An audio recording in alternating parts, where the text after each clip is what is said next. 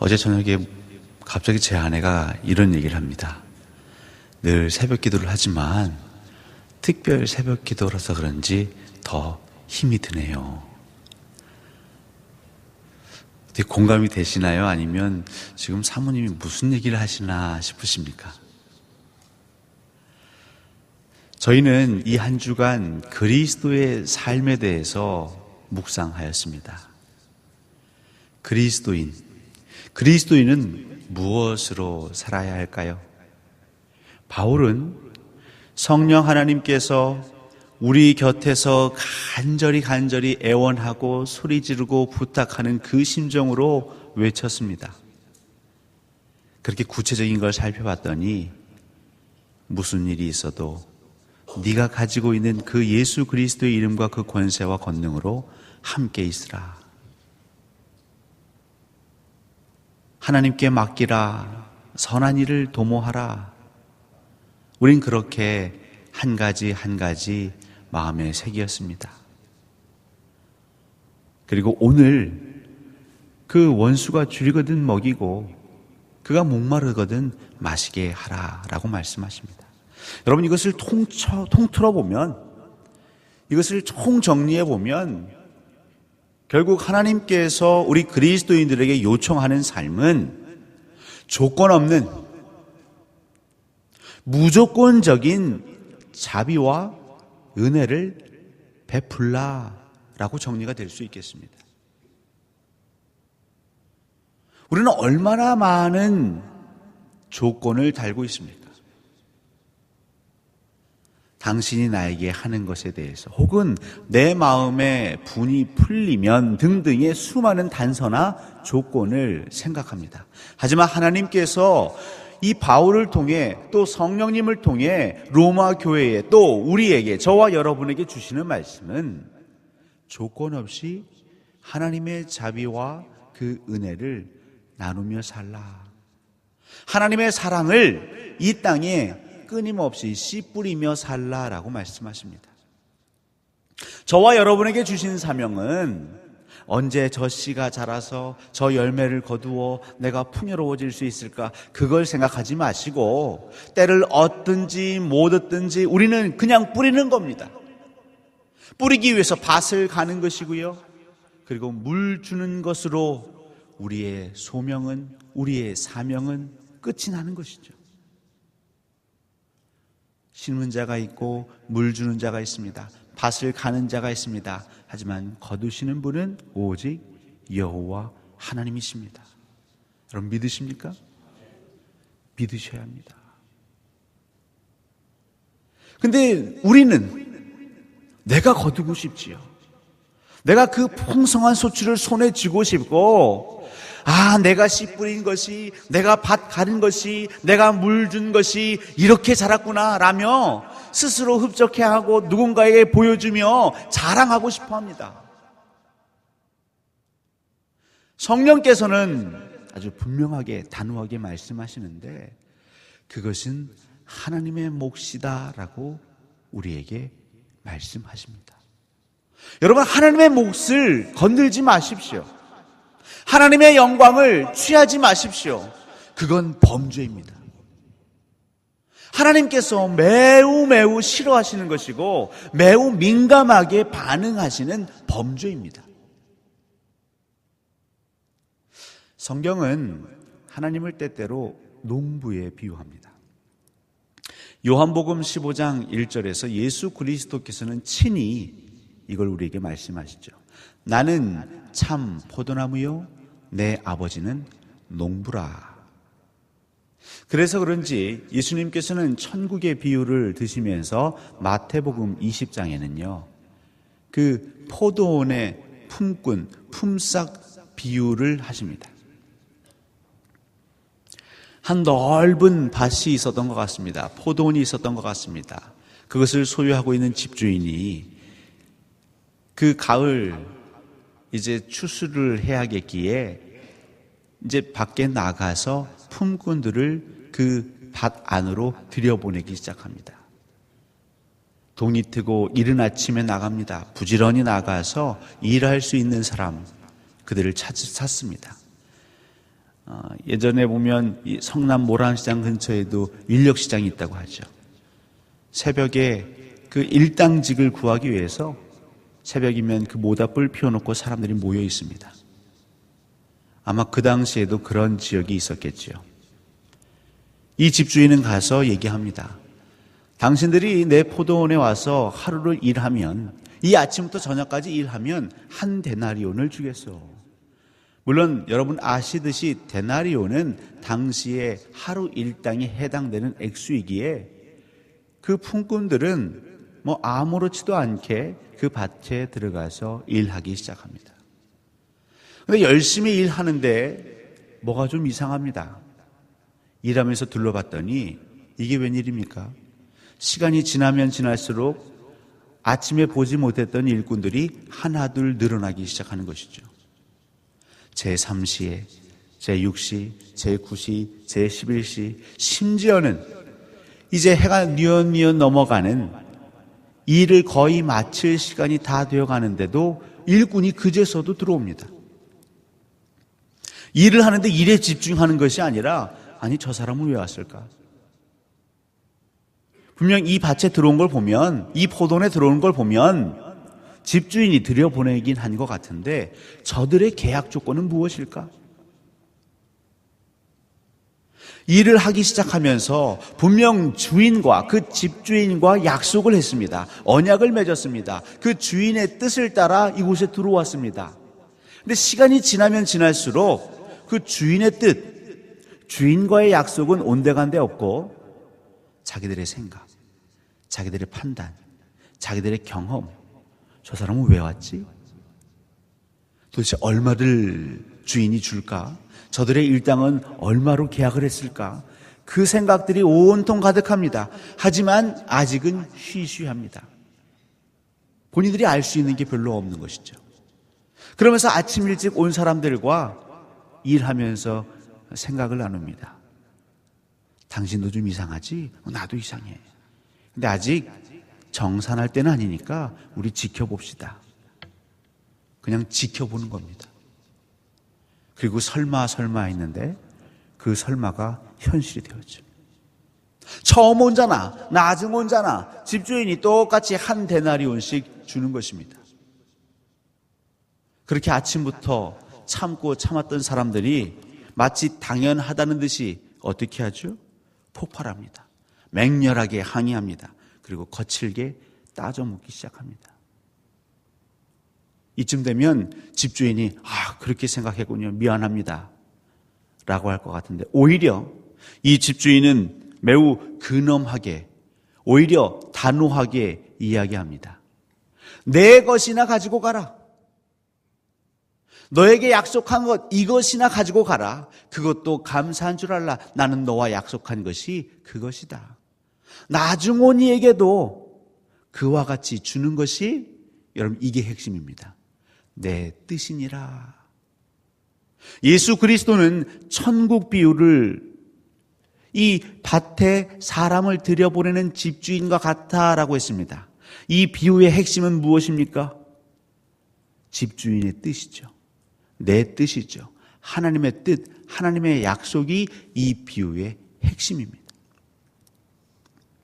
그런데 그 안에서 일했던 품꾼들은요, 분명 그 포도원 안에서 일을 한다고는 했지만 하나님의 뜻, 집주인의 뜻과는 점점점 멀어졌습니다.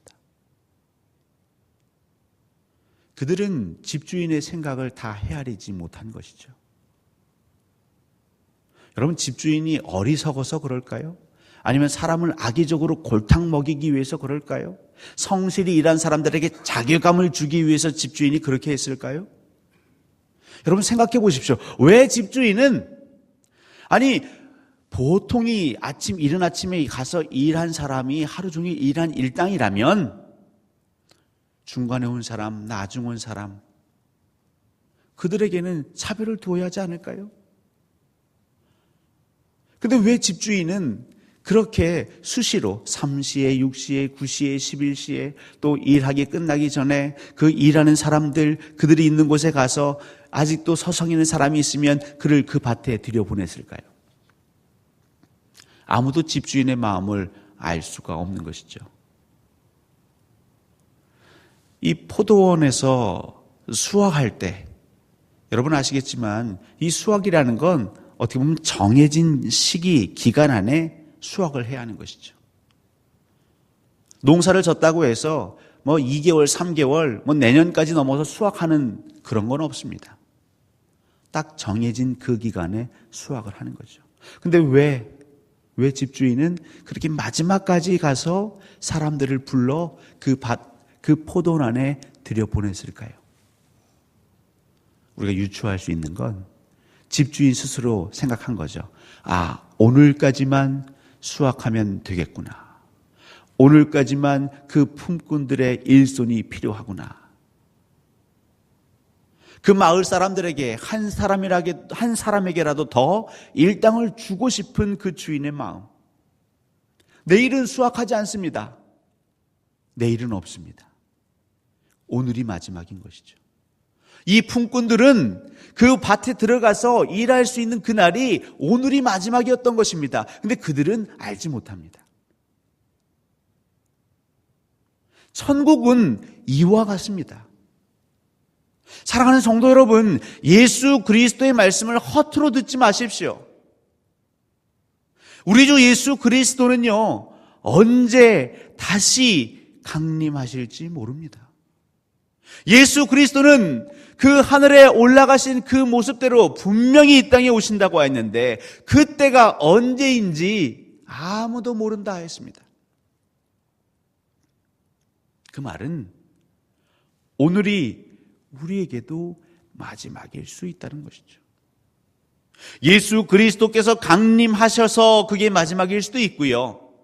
아니면 내 육신의 호흡이, 내 육신의 심장 박동이 오늘이 마지막이 될 수도 있다는 것이죠. 그 밭에서 일하는 품꾼들에게 가장 중요한 것은 그 주인의 뜻을 따르는 것입니다. 말이 필요 없습니다. 타협의 여지가 없습니다. 타협해 보려고 했고 협상해 보려고 했는데 주인은 아주 근엄하고 단호했습니다. 조금 더 그곳에서 서성이고 정말 주인에게 가서 떼쓰다 보면 매를 맞을지도 모를 분위기였을 것입니다. 그들은 투덜투덜대지만 그래도 그 약속된 일당을 받아 가지요. 만약에 일하는 도중에 더는 못 참겠다. 이거 뭔가 꿍꿍이가 있다. 우리 가서 따져 물읍시다. 그렇게 그들이 함께 봉리해서 집주인을 찾아가서 다투고 싸우고 따져 물었다면 상상하고 싶지 않지만 그들은 중간에라도 그 밭에서 쫓겨났을지도 모르겠죠. 그래도 어쨌든 그들은 처음 그 집주인이 약속한 뜻, 그 약속, 아침부터 저녁까지 밭에서 일하면, 밭에 거하면 그 일당을 주겠다는 그 말, 그들이 기쁨으로 했는지 억지로 했는지 모르지만 끝까지 버텼기에 일당은 받기는 받았습니다. 하지만 그 일당을 받고 가는 이들의 마음이 유쾌하진 않았겠죠. 교회를 보면, 그리스도인의 삶들을 보면, 성도의 삶을 보면 너무 가지각색 다양합니다. 각양각색입니다. 어떤 이는 늘 기쁨으로 예수 그리스도를 찬양하고 예배하는데 어떤 이는 늘 죽을 상입니다. 늘 울상입니다. 늘 못마땅합니다. 물론 사람의 뜻 때문에 그럴 수 있지만 하나님의 뜻, 하나님의 말씀 가운데 산다고 하는데 늘 그 얼굴은 어둠이, 그늘이 짙게 깔려 있는 것이죠. 생각이 많아서 그렇습니다. 사실 성경은, 여러분 설교는 누가 그러시더라고요. 짧을수록 좋다. 설교하고 뭐는 짧을수록 좋은데 그 뒤는 제가 얘기하지 않겠습니다. 그럼 제가 너무 세속적일 것 같아요. 궁금하시죠? 이러면 또 안 되는데. 여러분 왜 설교는 짧을수록 좋을까요? 구구절절 부연 설명이 사실 필요 없습니다. 하나님이 하라 하시면 하면 되는 것이죠. 천국에서, 포도원에서, 밭에서 중요한 건 집주인의 뜻입니다. 그냥 그 집주인의 뜻대로 하면 약속대로 일당을 받는 것이 하나님의 질서입니다. 밥 먹기 싫은 아이에게 밥 먹어라. 밥 먹기 싫어요? 야, 이 밥을 안 먹으면 네 아빠처럼 되고 성장 발육이 어떻게 되고 구구절절 설명하고, 물론 그것도 방법이 될 수 있겠지만 우리는 그러다 보니까요, 이게 몸에 배었습니다. 충분한 설명, 충분한 설득, 충분한 회유, 충분한 당근이 없으면 꿈쩍도 안 하는 거죠. 여러분, 언제부터 이 교회가, 우리 성도들이 이렇게 변했습니까? 물론 얘기할 건 있죠. 목사님, 제가 직접 혹은 간접적으로 들었습니다. 아니, 경험했습니다. 그렇게 순종했는데 그 순종을 교회가, 또 목회자가, 교회의 지도자들이 악용한 것이 있기에 우리가 못 믿는 것입니다. 맞습니다. 제가 부인하지 않습니다. 하지만 여러분, 로마서를 통해 우리 하나님 우리에게 주신 말씀이 무엇입니까? 원수 갚는 것, 그 악에 대해서, 불의에 대해서 판단하고 심판하는 것, 누구에게 맡기라고요? 하나님께 맡기라. 그 핑계로 하나님의 말씀을 순종하지 않는 건 또 다른 별개의 문제인 것이죠. 하나님의 심판대 앞에 가서 얘기할 때에 분명 하나님 말씀하실 것입니다. 그러한 문제들은 나에게 맡기라 하지 않았느냐. 너희들이 신경 쓸 문제가 아니라고 하는데 왜 너희들이 그거 신경 쓰면서 더 중요한 것, 내가 너에게 분부한 그 말씀에 대해서는 그렇게 무관심했냐고 따져 물으시고 책망하실 것입니다. 사랑하는 성도 여러분, 우린 정신을 바짝 차려야 합니다. 하나님의 뜻입니다 하면 따르셔야 합니다. 꼬치꼬치 캐묻고 반론하고 포도원 품꾼의 그 이른 시각에 온 사람과 같습니다. 얼마나 안타깝습니까? 이른 시간에서 제일 오래 일했는데요, 제일 복 없는 사람이 되었습니다. 제일 오래 일했는데요, 뿌듯함은 더 없습니다. 마음은 온통 가시밭입니다. 이 얼마나 불행한 일입니까? 교회를 위해 정말 많은 시간을 들이고 충성을 다하고 헌신하고 내 재산까지도 아낌없이 하나님께 드렸다고 하는데 내 마음에 남은 것은 원망이요, 불평이요, 괴로움이라면 하나님 보시기에 얼마나 딱해 보이겠습니까? 그냥 여러분의 생각, 여러분의 판단, 여러분의 억울함, 여러분의 못마땅함, 그걸 어떻게 하시라고요? 하나님께 다 맡기시고 여러분 무엇 하시면 됩니까? 그냥 순종하시면 됩니다.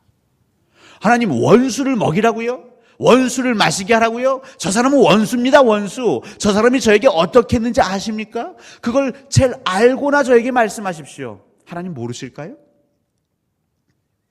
우리는 때로 하나님을 굉장히 바보 취급합니다. 하나님 알고 말씀하시는 겁니다. 여러분, 요셉에게 있어서 요셉의 형들은 말 그대로 철천지 원수입니다. 사실 엄마도 각각 다 다르지 않습니까? 배다른 형제입니다. 요셉은 그렇게 노예로 팔린 순간부터 우리 식으로 살면요, 이를 부득부득 깔면서 내가 지금은 노예의 신분이지만 기필코 이 한을, 이 원한을 갚으리라고 해도 사실 세상 누구도 손가락질할 수는 없겠죠. 아버지가 요셉을 얼마나 사랑했습니까? 요셉도 아버지를 정말 사랑했습니다. 그런데 그 부모와 자식을 그냥 찢어 놓았습니다. 생이별시켰습니다. 언제 맞아서 죽을지 모르는 노예의 신분, 종의 신분으로 그를 전락시켰습니다. 뿐입니까? 형들 때문에 요셉은 전과자가 됐습니다. 범죄자가 됐습니다.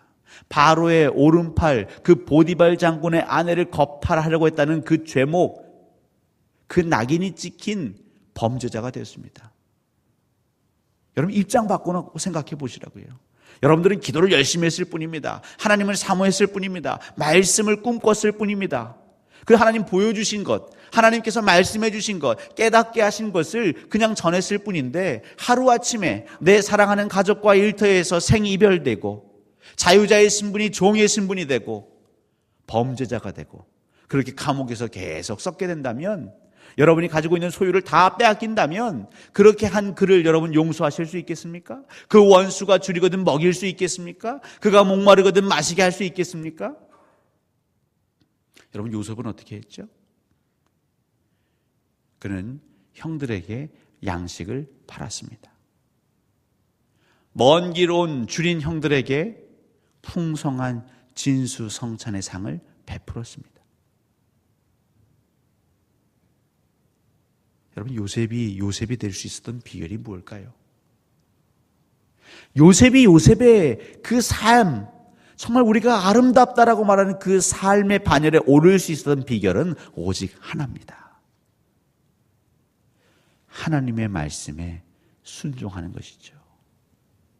내 감정과 내 경험과 내 삶의 형편과 때로는 애써 떨어져서 그 순종함에 그의 마음을 모았기 때문에 요셉이 될 수 있었습니다. 여러분, 요셉 앞에서 철천지 원수이기 때문에 내가 손 못 내밉니다 라고 말하지 마십시오. 여러분, 예수 그리스도 앞에서 저는 저 사람 죽어도 저와 함께 할 수 없습니다 라고 말하지 마십시오. 여러분이 그 당시에 정치범으로 몰리면, 우리나라에서 예전에 빨갱이로 몰리면 자신만 그런 게 아니죠. 우리나라는 연좌제는 없지만 암묵적으로 사회적으로 빨갱이 자식이래. 내가 빨갱이가 되어 처형당하면 내 자자 손손들이 계속 빨갱이가 됩니다. 나를 누명씌워서 그렇게 빨갱이 만든 사람, 그 조상 여러분 용서할 수 있겠습니까? 그 후손들이요?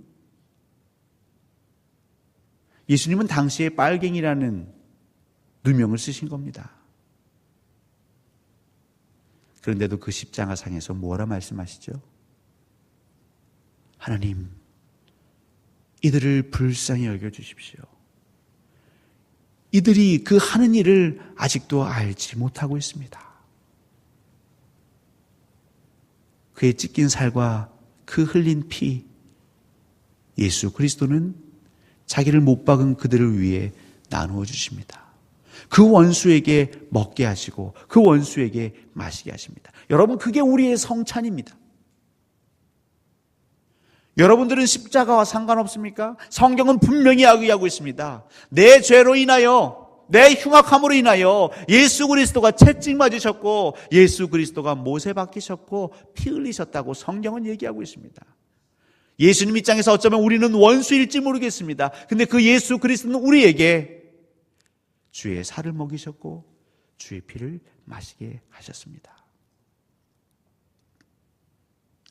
그렇게 하나님의 언약 아래, 예수 그리스도의 은혜 아래 여러분 하나님의 밭에 들어오셨다면, 하나님의 포도원에 들어오셨다면 여러분 정신 차리십시오. 품꾼에게 중요한 것은, 그 포도원에서 중요한 것은 그 주인의 뜻입니다. 하나님의 뜻입니다. 원수가 줄이거든 먹이십시오. 그가 목말라 하거든 마시게 하십시오. 내 마음이 부글부글 할지라도 억지로라도 이를 악물고 순종하십시오. 여러분들을 억압하고 여러분들을 탄압하고 여러분들을 못살게 구는 이들, 그를 위해 축복하고 기도하십시오. 악을 악으로 갚지 마십시오. 우리는 항상 그 가운데에서도 하나님의 선한 계획과 그 약속을 믿으며 그것이 이루어질 것을 미리 깨달으며 하나님이 명령하신 대로만 살아가시면 되겠습니다. 여러분 안에 그 미움, 시기, 질투, 그 수많은 감정들이 순간순간 우리를 힘들게 할 수 있습니다. 하나님 다 아십니다. 하지만 그렇다고 해서 하나님 그래서 제가 말씀 순종 못하겠습니다 라는 것은 하나님 나라에, 하나님 사전에, 성경엔 그것을 용납하지 않습니다. 사랑하는 성도 여러분, 저와 여러분은 그리스도인입니다. 저와 여러분은 품꾼입니다. 그 하루 일당, 그 일용할 양식, 일용할 만나가 없으면 우리는 핍절해질 것입니다. 강팍해질 것입니다. 그 만나를 얻을 수 있는 비결이 무엇입니까? 순종이지요. 그 이른 아침, 그 이슬처럼 내린 만나를 거두러 나가야 합니다. 그 순종이 있어야 하루를 살 수 있습니다. 허기지지 않고 살 수 있습니다. 평안하게 살 수 있습니다. 왜 우리가 예수 그리스도를 믿으면서, 왜 교회에서 그렇게 충성되이 봉사하면서도 점점 그 낯빛이 어두워집니까? 영의 만나를 먹지 못하기 때문에. 여러분, 말씀을 늘 듣고 말씀을 묵상한다고 하지만 그 두루마리의 책을 배에 넣고 창자에 채우지 않기에, 그 말씀을 순종하지 않기에, 편식하기 때문에 내가 순종하고 싶은 말씀과 내가 거들떠도 보지 않는 말씀이 너무나도 확연하게 차이가 나기 때문에 영적인 영양 결핍이지요. 교회가 그렇게 수많은 예배를 드립니다. 기도회로 모입니다. 우리 광주 동산교회만 해도 새벽 기도회가 일주일이면 6번입니다. 한번 세볼까요? 수요 기도회, 주일 1부 예배, 2부 예배, 오후 예배까지. 여러분, 이것만 해도 10번입니다. 일주일에 10번 예배를 드리고 하나님 앞에 기도하는 교회인데요. 왜 교회들은 가면 갈수록 경건의 능력을 잃어갈까요? 순종하지 않기 때문이죠. 사랑하는 성도 여러분, 하나님 말씀, 주님의 뜻, 그 집주인의 뜻이라면 고개 숙여 순종하시는, 그래서 하나님 약속해 주신 그 일당 꼭 받아 누리시는, 기쁨으로 흥얼거리며 감사하며 우리의 집으로 돌아가는 여러분 되시기를, 우리 광주 동산교회 그리스도인 되시기를 간절히 축원합니다.